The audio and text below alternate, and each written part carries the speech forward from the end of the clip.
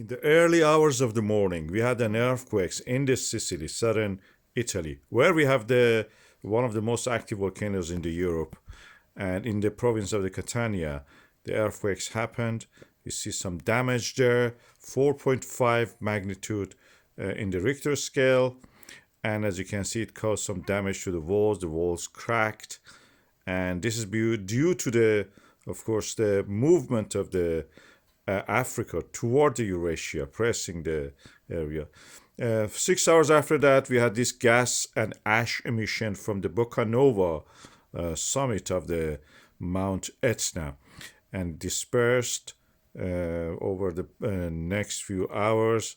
As you can see, it was a small eruption, but it showed that this part of the world is continuing the process of the breakup of the Pangea, Africa breaking up into several pieces, and one of them is pushing the Sicily and Italy, creating the volcanoes and creating the land of Italy, actually, through the subduction of the African plate, Mediterranean part of the oceanic crust there, under the Eurasian plate, and creating these volcanoes and earthquakes we see there.